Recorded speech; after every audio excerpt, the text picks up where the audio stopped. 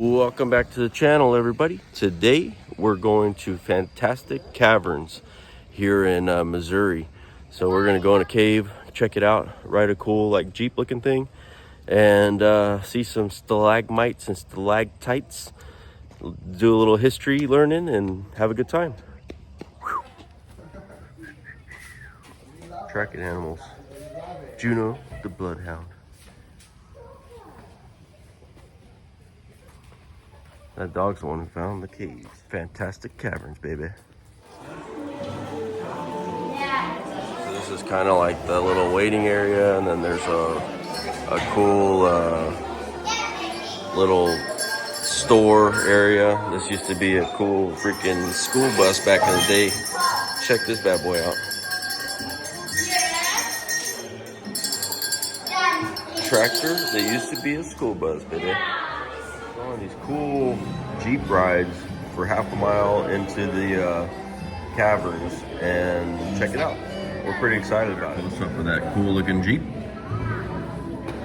The caverns were discovered in 1862 by a farmer that lived out here, and him and his dog were just out hunting or whatever, and the dog fell into this cavern, and that's how they found the caverns.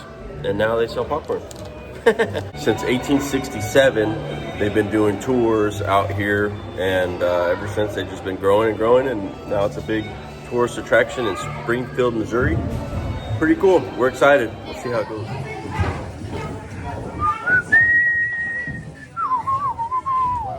None of us will make it out of there. None of us will make it out if it collapses. Yep. Oops, sorry. There's a low spot coming out. Low spots, that means we got a duck. Yeah. First low spot. Only me and you got over here, John. Don't touch it. No, it's serious. It feels like cold weather. Cool.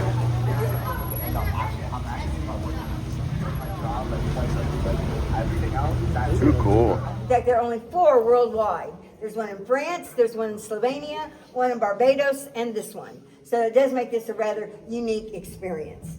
Now, for those of you who've never been in a cave, I think some of the kids said they were never in a cave, right? Okay. The cave has 3 zones. We have the light zone, or the entrance where we first came in. And then this zone back here is actually the dark zone. If the lights are off, you wouldn't be able to see anything. Where we are right now is called the twilight zone, where the light and the dark come together. Now, if you are worried about critters or anything back in the cave, no need. Because they'll come back about as far as this, and they'll turn around and go back out, because they cannot see any better than we can back there, and there is no food source. So they won't go on back into the cave. So, if anybody was concerned about that, you don't have to be. It was back in the 1930s, during a time called the Depression. There were no jobs and nobody had any money. So the owner of the cave at that time had to figure out a way to pay his bills. And he came up with this idea to grow a crop or a garden down here in the cave, harvest his produce, take it to Springfield, sell it, and put some money in his pocket. Any thoughts on what it was he could grow down here in a cave? Mushrooms. Mushrooms, exactly. Little button-top mushrooms. They said that he grew those because he was just such a fun guy.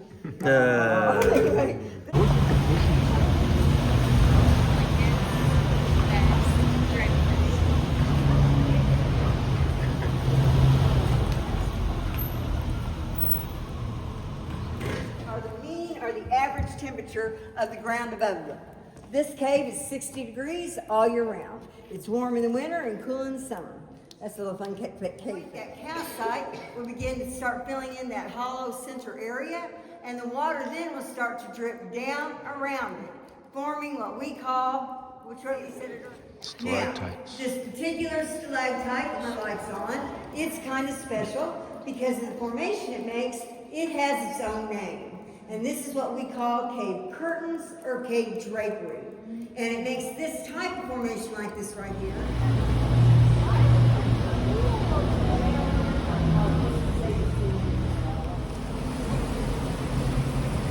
Bye, Abby. At the top, and he wanted water. So he needed to dig a well. He knew the cave was here. He did not want to cause any damage. So he walked around up top and he measured and scratched. See,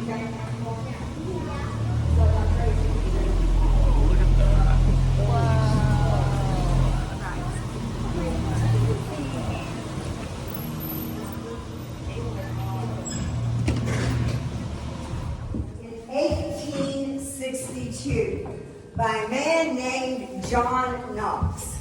Mr. Knox, he was out hunting with his dog Juno. Y'all may have noticed the statue of a dog in our pavilion on your way down to the visitor center. That is dedicated to Juno the bloodhound. Anyway, they're out hunting, and Juno chases a small animal into a small hole in the side of the hill.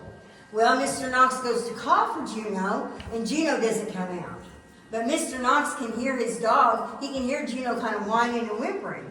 Well, he's pretty fond of his dog and all, so he goes back to his house, and he gets himself a candle or a lantern. They did not have flashlights back then. And he goes to that hole where his dog went in. Now, this is a very small hole. So Mr. Knox, he has to get down on his belly, and he does that army belly crawl, and he crawls in there several feet. And then everything opened up for him. At that point, he realized he had himself a cave on his property.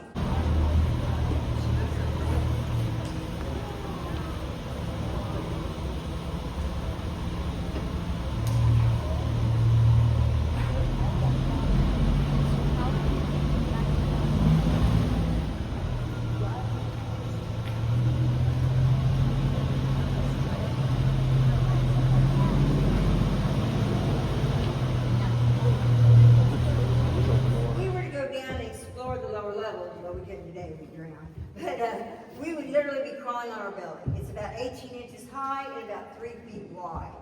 And the Fantastic system starts about 3 miles away from here, out towards our Springfield Branson Airport. And in that area, there are a lot of these and he doesn't tell anybody, not even his own family, about his discovery of the cave. He just kept that secret to himself, and he went on about his business. Well, a few years go by, and he gets to thinking, this cave really ought to be explored. Well, he's not really up to doing that himself, so he puts an ad in the Springfield paper asking for somebody with some experience to come explore the cave. And on February 27, 1867, the Springfield Athletic Club shows up out here. And they are the first to explore Fantastic Caverns. Now, the Springfield Athletic Club is a rather unique group, especially for their time period. I always think, I wonder what I would like to see the expression on Mr. Knox's face when they knocked at his door, and he opened it to see standing in front of him 12 young women. So ladies, this cave was first explored by girls, and you can applaud that. But look for these girls. Come on, if you think about it, that is really quite remarkable, because in 1867, that was not common for young ladies to be out cave exploring. That just wasn't done. So it really is pretty remarkable. And they thought so too. And they wanted to commemorate their exploration, and they did so by putting their names on the wall. And we're going to backtrack, and I'll point that out to you, and then we'll stop in the auditorium area for a few minutes. Any questions?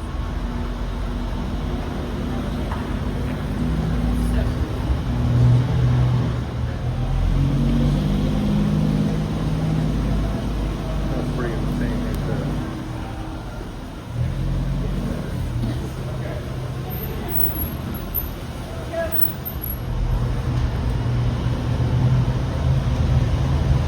Super low ceiling.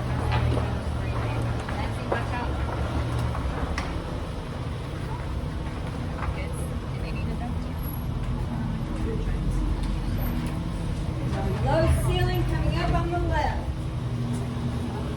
And lower ceiling on the left. Keep your heads low. When you look where my light's shining, you might see what looks like the head of a bird with a long white beak. Yeah, right. See it right there?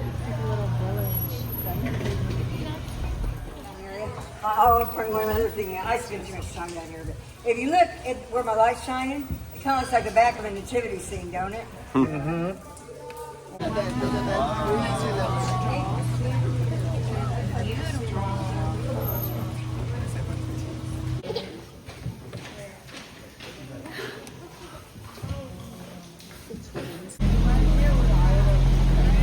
Hey, boys.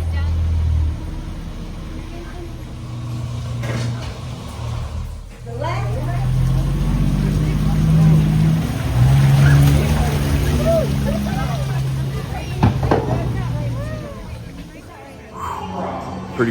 Pretty cool adventure we had. So yeah, if you like this content, you like this video, hit that like button, hit that subscribe button. Let me know what you guys think in the comments, and we'll see you on the next one. Thanks for watching. Oh!